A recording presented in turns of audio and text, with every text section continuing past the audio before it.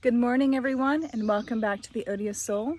How about you take some time with me this morning to enjoy a fresh cup of coffee with me as I show you my garden. I feel like it's been a little while, at least over a week. We've had a lot of rain, so there's a lot of growth. Gotten some veggies off of here, had my first couple harvest.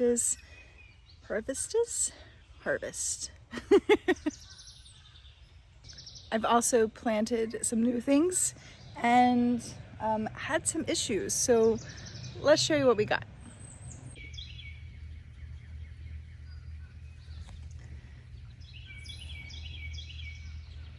All right, so where to even start? I had a volunteer Shasta daisy actually pop up. That's what this thing is back here. And that actually popped up in one of my veggie pot plants. So I did transplant it over here and it's already given me several flowers. So that's exciting. I haven't done too much with the tower since we last talked, pulled some spinach leaves off of it, but none of the marigolds on it are flowering yet. And yes, I know they are marigolds. So I keep turning this every day when I come out, just a little bit to make sure it's getting, fairly even sun, just like a little quarter turn like that. So I guess we'll have to see how they do.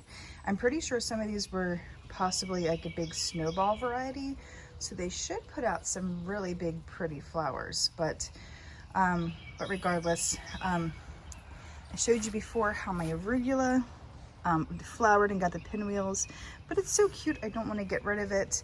And then some of the lettuces are actually still holding on. I keep just coming out and taking a leaf here and a leaf there, so I don't want to pull them unless I absolutely have to. And if they end up going to seed, they go to seed, and then maybe I can use that later this fall or next year for more planting. So peppers are definitely doing all kinds of different ways. The banana peppers are in full swing. I've got lots of banana peppers here. Probably have one or two, like that one there, that I could probably pick and take off if I need it.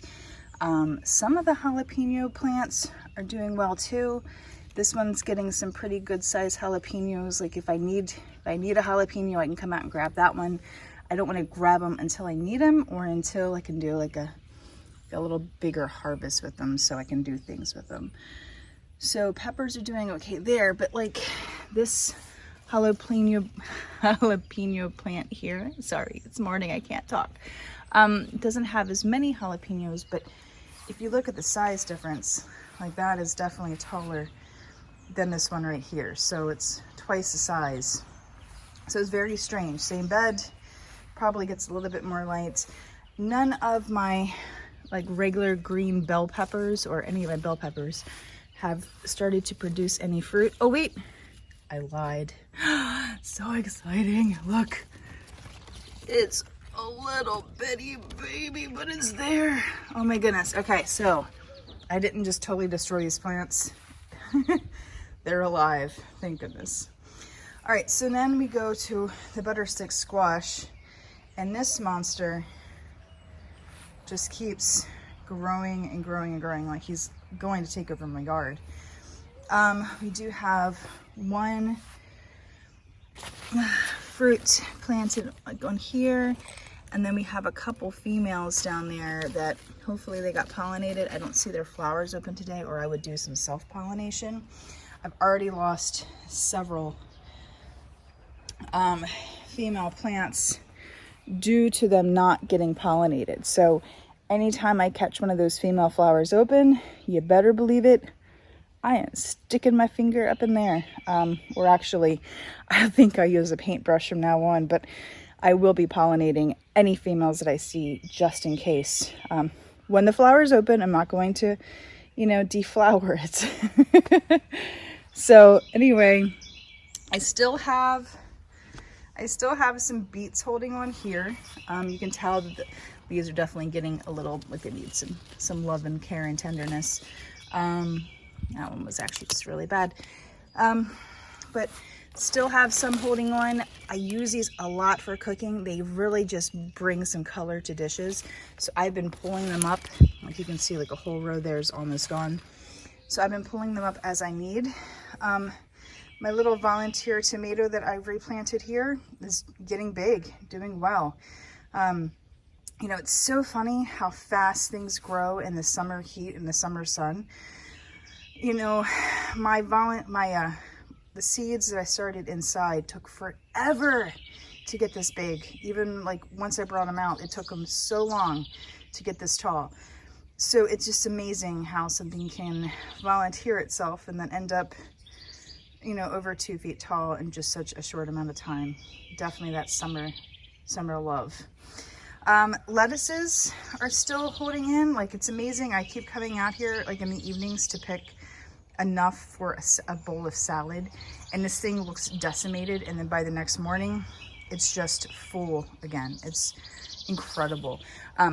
Definitely are having more issues with leaves, you know, getting discolored and brown and like they're being picked on by bugs, so I do keep removing that.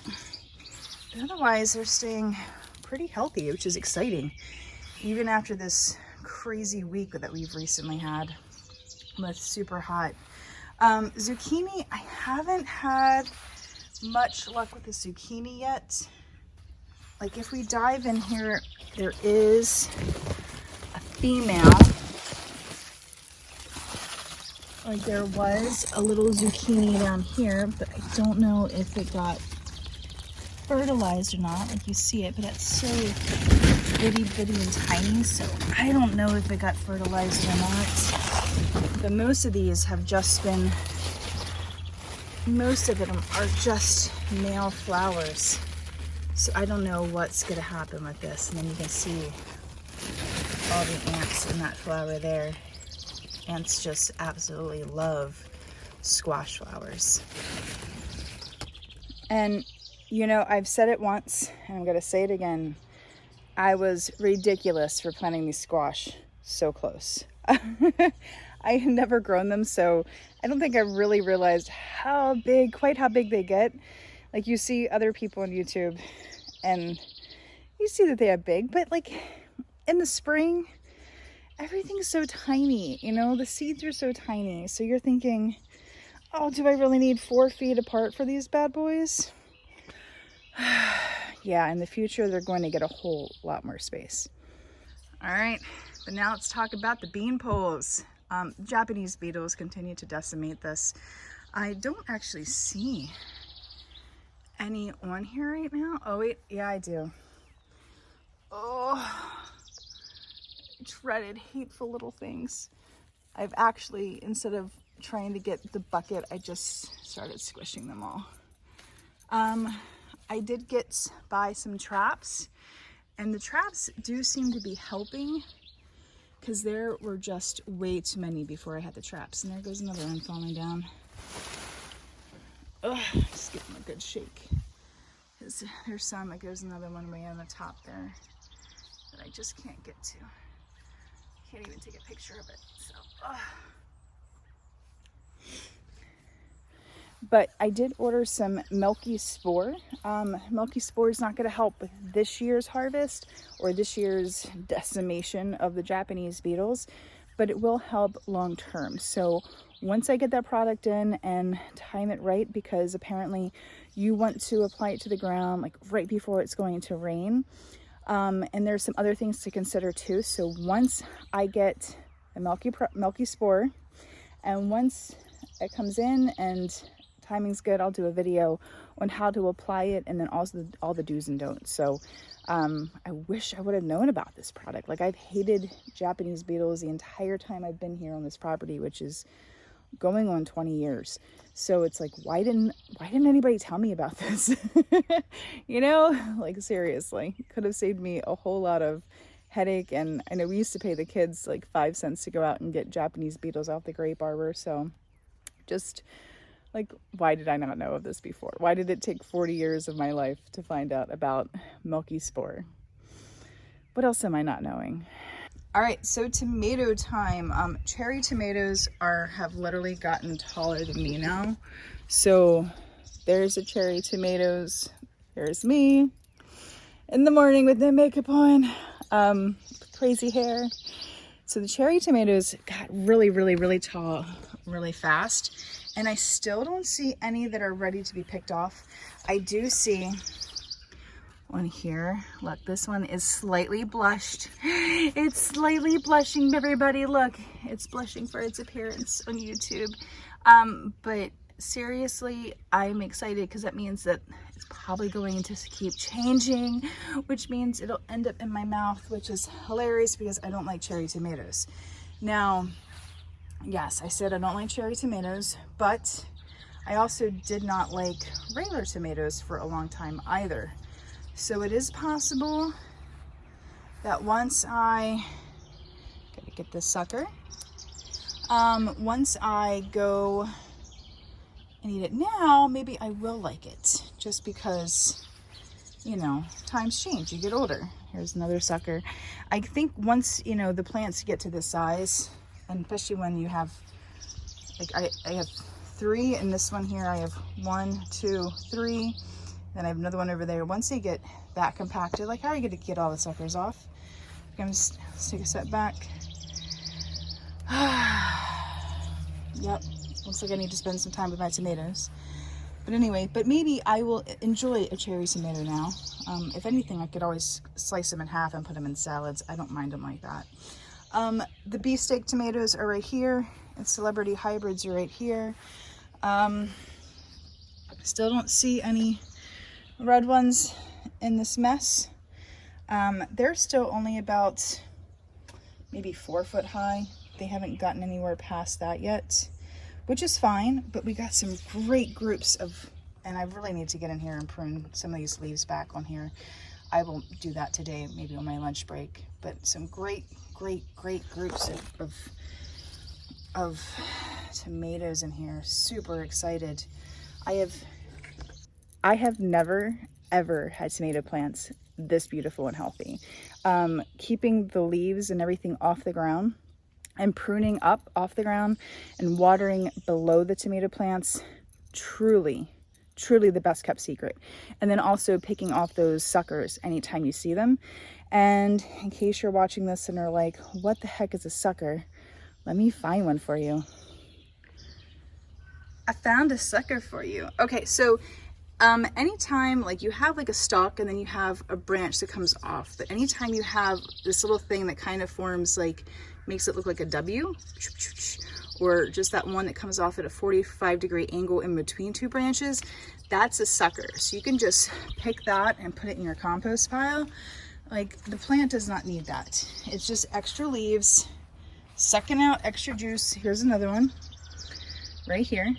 You can just take your thumbnail, and even though mine just came off and is super short, just pull it right off, throw it in the compost bin. And that just helps your plant keep up with the nutrients that it needs. Now, if something happens and you have completely decimated your tomato plants, and you want some later, like right now it's middle of July for here. So if I needed to start new tomato plants, starting from seed is not going to work. It's going to take way too long. However, you can use those suckers to basically create new tomato plants. If they're big, if they're huge, because like sometimes you miss them.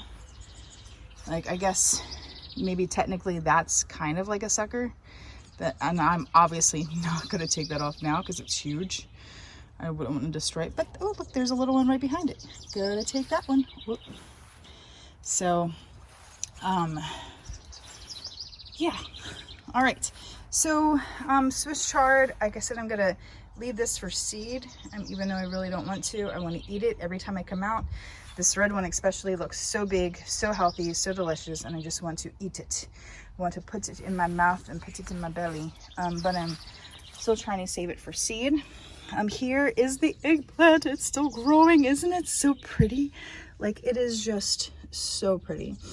If you did not see my flea beetle eggplant video, go check it out. You'll see how tiny this eggplant plant was. This was the first one in the video. And you can still see the flea beetle damage on the leaves, even though the leaves have still gotten bigger and look amazing. All the new leaves look really healthy, really good. So So excited this little guy made it. Like, I saved this guy. I saved his life, which is just super exciting. Come down here under this jungle of cucumber and tomato. We have 2 more eggplants. So this one, not either one of these have any fruit on them yet, but you can see this one is starting to flower, which means an eggplant is close by. And if you did not know, eggplant is self-pollinating. The flowers are perfect flowers and they have both male and female parts. So all you need to do is like literally just maybe like do a light blow in the flower and it'll pollinate. And that's if you don't have any wind. Like if it's windy where you are, cool. If it's not, just go out and blow your flower. All right, so my cucumber trellis looks amazing right now.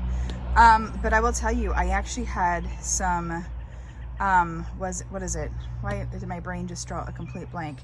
It had, not milky spore. That's what I want to put in the ground for the beetles. It had powdery mildew. You can tell it's morning. It had powdery mildew on some of these bottom leaves, and you can see I've taken some of it. I still got to come in here with my trimmers and like clean this up and make it look better and just make sure. Something that I did not know, because they always tell you, you know, don't water the leaves, don't water the leaves, and some plants apparently do need it. Like your squash, your cucumber, they actually need to be watered on top. Like they need that rain, they need that fresh little thing, because otherwise, if it's super hot all week, very humid, that's when they get the powdery mildew. So you actually want to make sure when you bring the sprayer hose through that you just hose these bad boys down, like on those weeks, on those times when they go long stretches with no actual rain. So again, it's amazing what you learn when you just go to do your research. Like, and that's the thing about gardening. You will never stop learning. Even after 20, 30, 50 years of gardening, you'll still learn something new. So I'm learning about powdery mildew this year.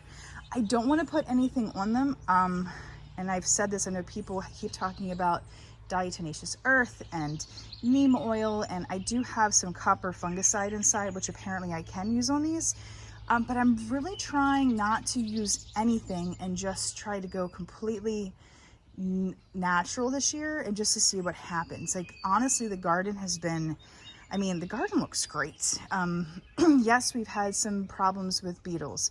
And I did buy some, you know, over-the-counter beetle traps to hang. But realistically, I come out here 2-3 times a day and I squish and pull off Japanese beetles. So I don't want to put things on if I don't have to. If I can figure out some other way and just keep up on the maintenance, that's what I'm going to do. And probably with this size garden, that is probably, you know, justifiable. Now, once I show you my new raised beds and what we're doing there, maybe I won't have the time for the upkeep. So baby steps. But this year, do what I can without the stuff. If it comes back hardcore, and actually, let's look down here.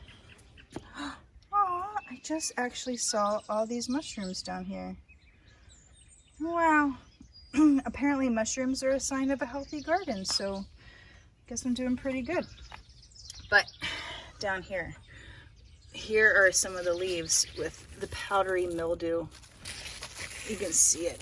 It's all these bottom ones. I'm definitely gonna have to come in here and really clean out. Oh, there's another one up here. Clean out these leaves again. Maybe I will have to use that copper fungicide. Damn it. So let's see. And you can see it's just a white powder on the leaves. They will end up getting yellow and falling off and everything. So, but otherwise the cucumber plant is doing great. I'm gonna put you right there while I reach inside here and get this. And yeah, all these leaves on the bottom are just crappy. But if you look in here, we definitely have some cucumbers growing all over the place. So Very exciting. I've already pulled off and ate one. I think that big boy up there is probably next. So, and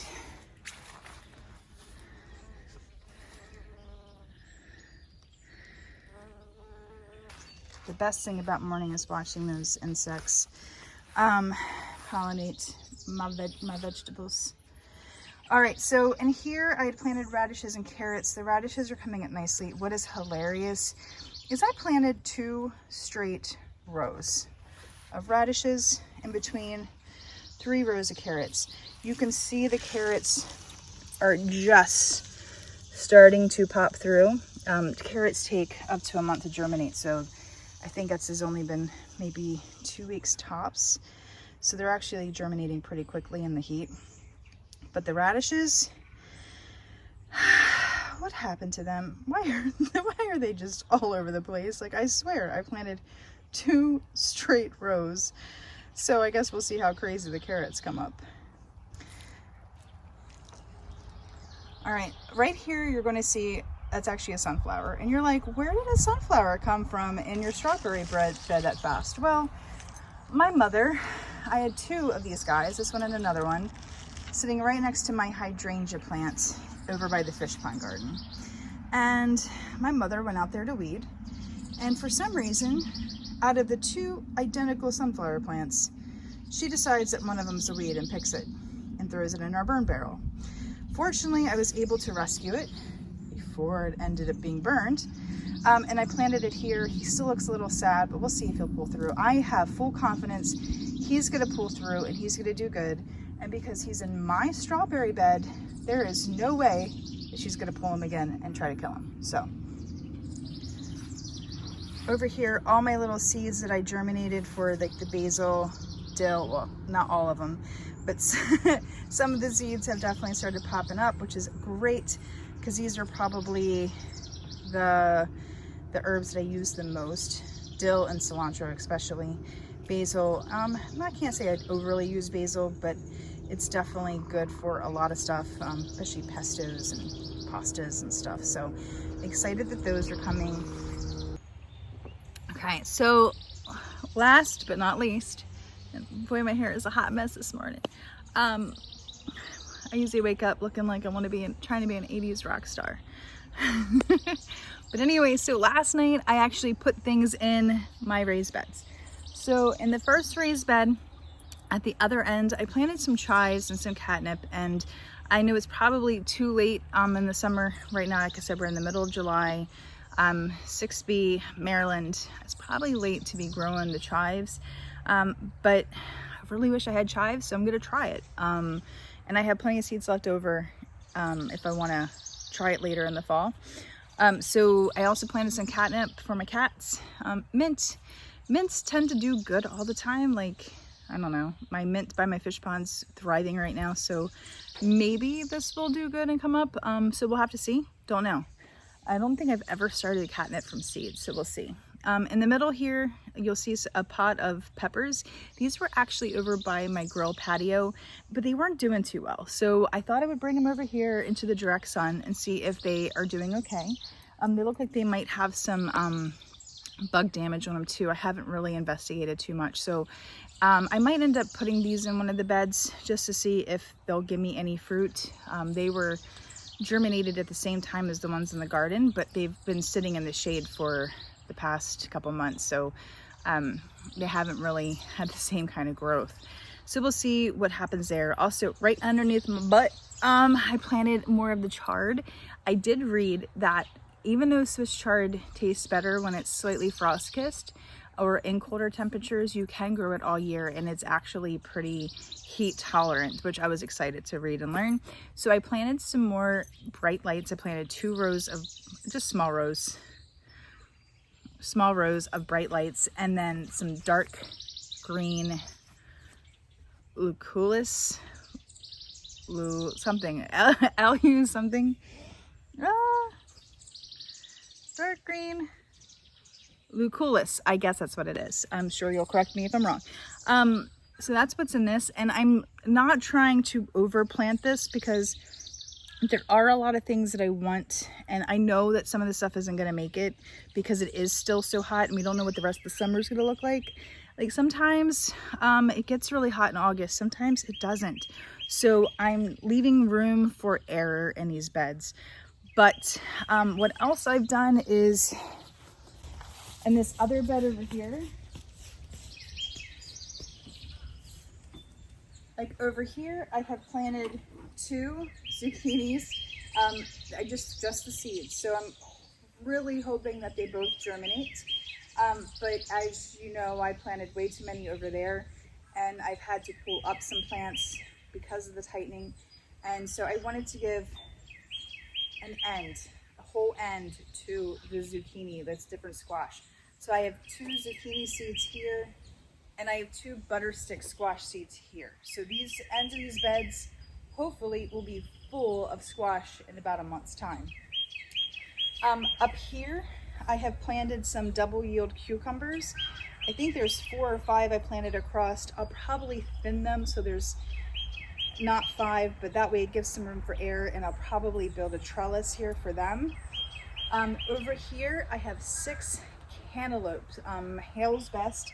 I germinated these in Sammy's house, so they've had a little bit of time to grow, and hopefully they'll do well over here in the midday sun. And then down here, I planted 5 frosty peas. Now, frosty peas do not do well in the summer heat. They are best in spring, they're best in fall.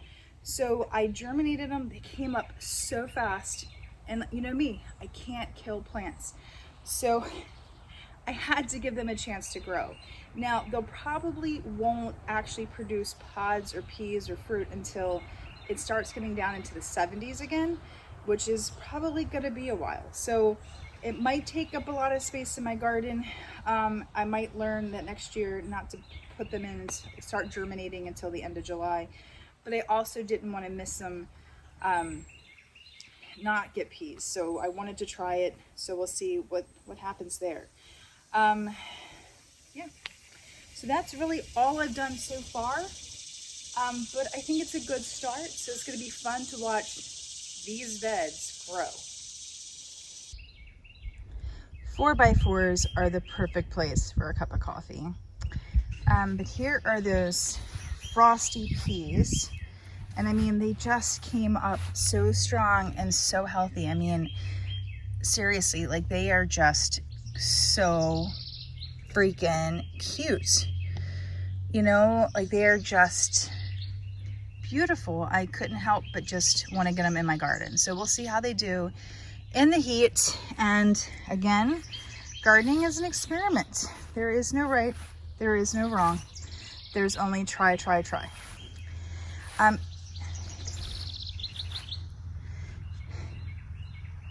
here are the cantaloupes. Now these guys aren't looking as good, but again, they were just planted last night. They have not seen the direct sun today. I did sit them out to harden for a couple days first, so maybe I should have done the hardening a little bit more before I planted, but I was anxious. And if I need to redo the seeds, I probably can. I probably have another week or 2 with this variety and the time it takes to mature in my area. So fingers crossed. I really need to remember to look up these little red butt things. I see them all over the grapevine, and they look like they are good good bugs. Like they kind of look like a spider, but they only have 6 legs, so I know they're not. And some of them have really bright red buds. Like this one has more of a orangey kind of striped butt and orange striped antennas, but they look like good bugs. I gotta look it up because I always see them and I'm like, hey, you're my garden friend. And I really hope they are, because I don't want to have to start killing them, because they're kind of cool. They're just so interesting. Maybe that's what I need to do my channel on, is bugs, because I kind of just can't help but just watch them.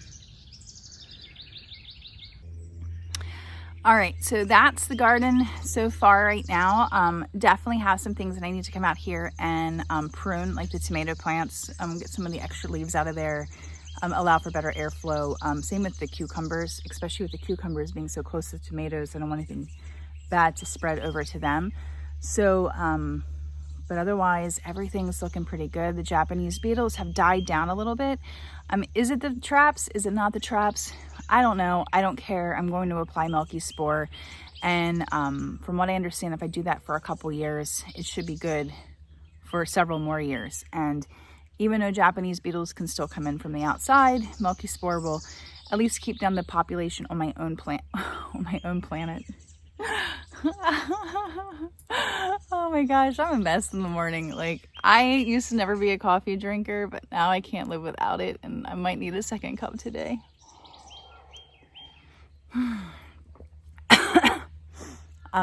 Even though milky spore will only keep it on my own yard, once the milky spore gets into the ground, it does continue to multiply. Every time a grub eats it and it dies, it's releasing more bacterial back out into the ground. So potentially, if we all applied milky spore, we could probably get rid of Japanese beetles in the US. It's kind of actually really cool. So, but I'm super excited. I'm growing things. I want to grow more things, and just really keeping an eye on the garden every day, looking at leaves, looking at the bugs, you know, just trying to see what I can do better the next time. And, you know, just remember, this is the first time I've ever grown this much food. I have definitely grown tomatoes before. I've definitely grown peppers before. I remember trying to grow Brussels sprouts and royally failing. I think I planted them too late, and I want to say the Japanese beetles actually devoured them, but something did. Maybe it was aphids, I don't remember. This is my first year actually looking at bugs on plants and looking at something and just being like, why is it doing what it's doing? Not, oh my gosh, bugs ate my plants. Now it's like, wow, what is this bug? What can I do to keep this bug away? So I've never taken gardening this seriously before, and just, it's really zen-like. It's really peaceful. It's, you know, you feel that pride, like when you get to eat something and it tastes amazing and you know where it came from and you know it doesn't have pesticides or chemicals all over it. Like, that feels so good. I mean, I don't know if I ever would have bought Swiss chard from a grocery store. I don't know if I've ever seen it in a grocery store, but I never would have bought it. But now I'm growing it and I'm loving it and I'm eating it. And beets, like beets fresh out of the garden, like the beet greens, are so amazing chopped up and put with like a zucchini or mushrooms or Swiss chard. So, I mean, like, there's stuff that I'm eating that I never would have actually bought, and to have it so fresh out of the garden, it really makes it worth it.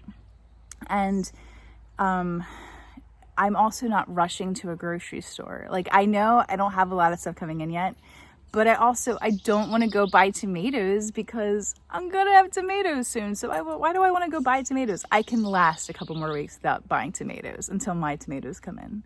Totally. So, and that eggplant, I'm not really a big fan of eggplants, but darn it, I'm going to find a way to eat that eggplant that I'm going to like. I'll probably fry it, like, well, not fry it, but like, you know, sear it in a pan, you know, with some other stuff, maybe with beets, because everything tastes good with beets. But I'm loving this, and this is definitely my new happy place. And even when bugs are driving me crazy and I find powdery mildew on my cucumbers, this is still my happy place. And I am so glad that I get to share it with you guys. And I did buy an irrigation system that should start coming in actually today. So I'll definitely do videos of me doing that. So lots of things still to come. And it's getting hot, like and it's time for me to go to work. So I hope you all have an amazing day. If you're watching this, it's probably close to the weekend, so please behave yourself. Forgive my hair, like, my hair, just a mess. So let it be curly this morning, and it's like, now it's the humidity. You can tell the humidity is kicking up because it's just frizzing out a little bit. Phew. 80s rock star, baby.